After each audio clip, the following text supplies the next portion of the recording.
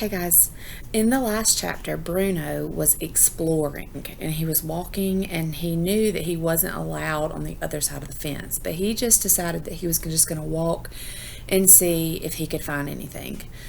Chapter 10 is called The Dot That Became a Speck, That Became a Blob, That Became a Figure, That Became a Boy. The walk along the fence took Bruno a lot longer than he expected. It seemed to stretch on and on for several miles. He walked, and when he looked back at the house that he was living in, became smaller and smaller until it vanished from sight altogether. During all this time, he never saw anyone anywhere close to the fence, nor did he find any doors to let him inside, and he started to despair that his exploration was going to be entirely unsuccessful. In fact, although the fence continued as far as the eye could see, the huts and buildings and smokestacks were disappearing in the distance behind him, and the fence seemed to be separating him from nothing but open space.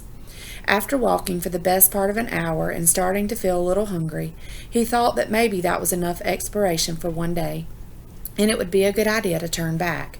However, just at that moment, a small dot appeared in the distance, and he narrowed his eyes to try to see what it was. Bruno remembered a book he had read in which a man had lost his sight, was lost in the desert, and because he hadn't had any food or water for several days, had started to imagine that he saw wonderful restaurants and enormous fountains. But when he tried to eat or drink from them, they disappeared into nothingness, just handfuls of sand. He wondered whether that was what was happening to him now. But while he was thinking this, his feet were taking him step by step closer and closer to the dot in the distance, which in the meantime had become a speck, and then began to show every sign of turning into a blob. Shortly after that, the blob became a figure, and then, as Bruno got even closer, he saw that the thing was neither a dot, nor a speck, nor a blob, nor a figure, but a person. In fact, it was a boy. Bruno had read enough books about explorers to know that one could never be sure what he was going to find. But of the time they came across something interesting that was just sitting there, minding its own business, waiting to be discovered, such as America. Other times they discovered something that was probably best left alone, like a dead mouse at the back of the cupboard. The boy belonged to the first category. He was just sitting there, minding his own business, waiting to be discovered. Bruno slowed down when he saw the dot that became a speck, that became a blob, that became a figure, that became a boy. Although there was a fence separating them, he knew that you could never be too careful with strangers, and it was always best to approach them with caution. So he continued to walk, and before long they were facing each other. "Hello," said Bruno. "Hello," said the boy. The boy was smaller than Bruno, and was sitting on the ground with a forlorn expression. He wore the same striped pajamas that all the other people on that side of the fence wore, and a striped cloth cap on his head. He wasn't wearing any shoes or socks, and his feet were rather dirty. On his arm he wore an armband with a star on it. And this is what the star looked like. That's important. When Bruno first approached the boy, he was sitting cross-legged on the ground, staring at the dust beneath him. However, after a moment he looked up and Bruno saw his face. It was quite a strange face, too. His skin was almost the color of gray, but not quite like any gray that Bruno had ever seen before. He had very large eyes, and they were the color of caramel sweets. The whites were very white, and when the boy looked at him, all Bruno could see was an enormous pair of sad eyes staring back. Bruno was sure that he'd never seen a skinnier or sadder boy in his life, but decided he'd better talk to him. "I've been exploring," he said. "Have you?" said the little boy. "Yes, for almost 2 hours now." This was not strictly speaking true. Bruno had been exploring for just over an hour, but he didn't think that exaggerating slightly would be too bad a thing to do. It wasn't quite the same thing as lying, and made him seem more adventurous than he really was.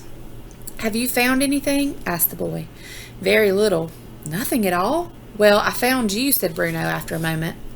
He stared at the boy and considered asking him why he looked so sad, but hesitated because he thought that might sound rude. He knew that sometimes people who were sad didn't want to be asked about it. Sometimes they'd offer the information themselves, and sometimes they wouldn't stop talking about it for months on end, but on this occasion, Bruno thought that he should wait before saying anything. He had discovered something during his exploration, and now that he was finally talking to one of the people on the other side of the fence, it seemed like a good idea to make the most of this opportunity. He sat down on the ground on this side of the fence and crossed his legs like the other little boy, and wished that he had brought some chocolate with him, or perhaps a pastry that they could share. "I live in the house on this side of the fence," said Bruno. "Do you? I saw the house once from a distance, but I didn't see you." "My room's on the first floor," said Bruno. "I can see right over the fence from there. I'm Bruno, by the way." "I'm Shmuel," said the little boy. Bruno scrunched up his face, not sure that he had heard the little boy right. "What did you say your name was?" he asked. "Shmuel," said the little boy, as if it was the most natural thing in the world. "What did you say your name was?" "Bruno," said Bruno. "I've never heard of that name," said Shmuel. "And I've never heard of your name," said Bruno. "Shmuel." He thought about it. "Shmuel," he repeated. "I like the way it sounds when I say it. Shmuel, Shmuel. It sounds like the wind blowing." "Bruno," said Shmuel, nodding his head happily. "Yes, I think I like your name too. It sounds like somebody who's rubbing their arms to keep warm." "I've never met anyone called Shmuel before," said Bruno. "There are dozens of Shmuels on this side of the fence," said the little boy. "Hundreds, probably. I wish I had a name all of my own." "I've never met anyone called Bruno," said Bruno. "Other than me, of course. I think I might be the only one." "Then you're lucky," said Shmuel. "I suppose I am. How old are you?" he asked. Shmuel thought about it and wiggled down at his fingers, and they wiggled in the air as if he was trying to calculate. "I'm 9, he said. "My birthday is April the 15th, 1934. Bruno stared at him in surprise. "What did you say?" he asked. "I said my birthday is April the 15th, 1934. Bruno's eyes wide and his mouth made the shape of an O. "I don't believe it," he said. "Why not?" asked Shmuel. "No," said Bruno, shaking his head quickly. "I don't mean I don't believe you. I mean I'm surprised, that's all, because my birthday is April the 15th, too. And I was born in 1934. We were born on the same day."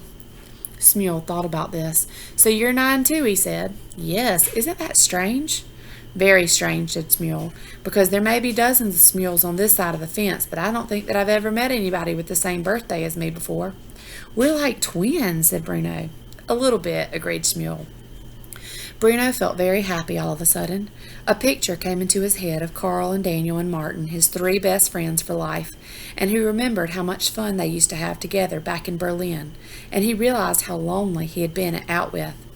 "Do you have many friends?" asked Bruno, cocking his head a little to the side as he waited for an answer. "Oh, yes," said Shmuel. "Well, sorta." Bruno frowned. He had hoped that Shmuel might say no, as it would give him something else in common. "Close friends?" he asked. "Well, not very close," said Shmuel. "But there are a lot of us, boys our age, I mean, on this side of the fence. We fight a lot of the time, though. That's why I come out here, to be on my own." "It's so unfair," said Bruno. "I don't see why I have to be stuck over here on this side of the fence, where there's no one to talk to and no one to play with, and you get to have dozens of friends and are probably playing for hours every day. I'll have to speak to Father about it." "Where did you come from?" asked Shmuel, narrowing his eyes and looking at Bruno curiously. "Berlin." "Where's that?" Bruno opened his mouth to answer, but found that he wasn't entirely sure. "It's in Germany, of course," he said. "Don't you come from Germany?" "No, I'm from Poland," said Shmuel. Bruno frowned. "Then why do you speak German?" he asked. "Because you said hello in German, so I answered in German. Can you speak Polish?" "No," said Bruno, laughing nervously. "I don't know anyone who can speak 2 languages, especially no one of our age. Mama is a teacher in my school, and she taught me German," explained Shmuel. "She speaks French, too, and Italian, and English. She's very clever. I don't speak French or Italian yet, but she said she'd teach me English one day because I might need to know it." "Poland," said Bruno thoughtfully, weighing up the word on his tongue. "That's not as good as Germany, is it?" Shmuel frowned. "Why isn't it?" he asked. "Well, because Germany is the greatest of all countries," Bruno replied, remembering something that he had overheard Father discussing with Grandfather on any number of occasions. "We're superior." Shmuel stared at him, but didn't say anything, and Bruno felt a strong desire to change the subject, because even as he had said the words, they didn't sound quite right to him, and the last thing he wanted was for Shmuel to think that he was being unkind. "Where is Poland, anyway?" he asked, after a few silent moments had passed. "Well, it's in Europe," said Schmuel. Bruno tried to remember the countries he had been taught about in his most recent geography class with Herr Litz. "Have you ever heard of Denmark?" he asked. "No," said Schmuel. "I think Poland's in Denmark," said Bruno, growing more confused even though he was trying to sound clever. "Because that's many miles away," he repeated for added confirmation. Schmuel stared at him for a moment and opened his mouth and closed it twice, as if he was considering his words carefully. "But this is Poland," he said finally. "Is it?" asked Bruno. "Yes, it is, and Denmark's quite far away from both Poland and Germany." Bruno frowned. He'd heard all these places, but he also found it hard to get them straight in his head. "Well, yes," he said, "but it's all relative, isn't it? Distance, I mean." He wished they could get off the subject, and he was starting to think he was entirely wrong, and made a private resolution to pay more attention in future in geography class. "I've never been to Berlin," said Schmuel. "And I don't think I've ever been to Poland before I came here," said Bruno, which was true because he hadn't. That is, if this really is Poland. "I'm sure it is," said Schmuel quietly, "although it's not a very nice part of it." "No. Where I come from is a lot nicer." "It's certainly not as nice as Berlin," said Bruno. "In Berlin we had a big house with 5 floors if you counted the basement and the little room at the top of the window. And there were lovely streets and shops and fruits and vegetable stalls and any number of cafes. But if you ever go there, I wouldn't recommend walking around town on a Saturday afternoon, because there are far too many people there then, and you get pushed from pillar to post, and it was much nicer before things changed." "How do you mean?" said Schmuel. "Well, it used to be very quiet there," explained Bruno, who didn't like to talk about how things had changed. "And I was able to read in bed at night. But now it's quite noisy sometimes and scary. We have to turn all the lights off when it starts to get dark." "Where I come from is much nicer than Berlin," said Schmuel, who had never been to Berlin. "Everyone there is very friendly, and we have lots of people in our family, and the food is a lot better, too." "Well, we'll have to agree to disagree," said Bruno, who didn't want to fight with his new friend. "All right," said Schmuel. "Do you like exploring?" asked Bruno after a moment. "I've never really done any," admitted Schmuel. "I'm going to be an explorer when I grow up," said Bruno, nodding his head quickly. "At the moment, I can't do very much more than read about explorers, but at least that means that when I'm one myself, I won't make the mistakes they did." Schmuel frowned. "What kind of mistakes?" he asked. "Oh, countless ones," explained Bruno. "The thing about exploring is that you have to know whether the thing you found is worth finding.